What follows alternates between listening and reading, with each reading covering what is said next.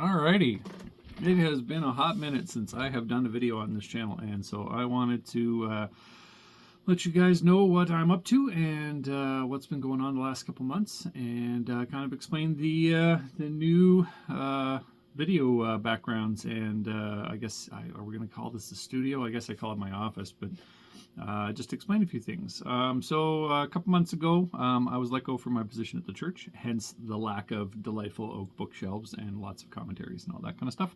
I still have all my books, but I definitely don't have room for them at home. And so right now, I have painted and reorganized all my fiction books, which used to be in here if you follow my other channel at all.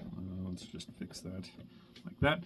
I have painted all these bookshelves, which are like crates, and I've moved most of my nonfiction down here. I've also culled a bunch of nonfiction now that I'm not working at a church.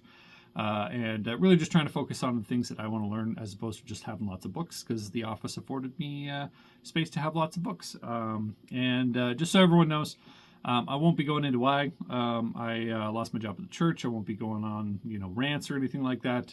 It was amicable, and that's not what this channel's for. But I did want to explain why I'm no longer there, because I've mentioned it, and the office was kind of like a staple background and stuff like that. So now you have this staple background.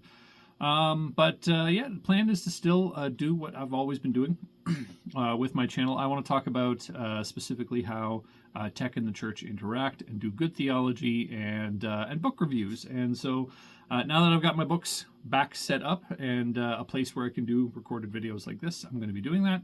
And we'll be hopefully trying to get kind of one done a week until we kind of catch up to my current reading list. Now, as most of you know, I've read a bunch of books. Right now, the top shelf, all that to about here. Innovative Ideas for Pastors. That one is a very old book. Till that book. Those are all the books that I've read so far in my nonfiction catalog that I've processed through my commonplace system, which is nice because now it's like right beside my desk right there, also beside the furnace room. We're in the basement. It's good stuff.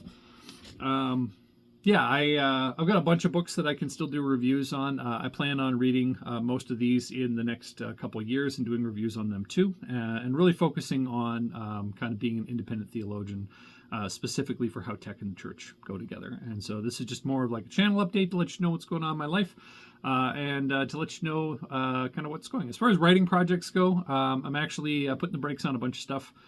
Just to make sure that I'm staying kind of in a good spot mentally. I have one project that's just kind of on the back boiler right now.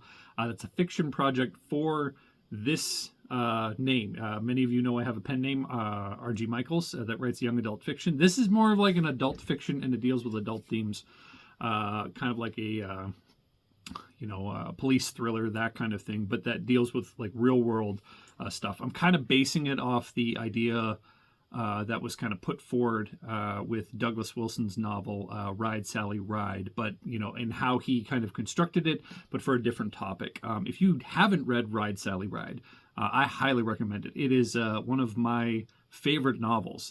It is just kind of brash and really out there concept-wise, and beautifully written. He has satire. He writes with satire just perfectly. He's funny, and it's definitely a book that that you will never find in a normal bookstore. It touches like all the different kind of things for a guy with a diverse reading plan, or like reading tastes like I have, and so I highly recommend it. And I'm trying to emulate that with my upcoming book. It's yet to be titled, yet to really talk about it. I've got about 20,000 words done, and so once I finish it, I'm going to see what I can do with it. Maybe I'll end up publishing it, or maybe you can buy it. But it'll be by Mike Van Gogh. It won't be by R.G. Michaels. R.G. Michaels is going to stay my young adult pen name for that kind of stuff, and then it's going to have its own kind of like life and whatnot on the other channel, and then this is going to be stuff. I'd like to get back to finishing the rewrite on Online as It Is in Heaven, and finishing kind of my theology books on tech in the church.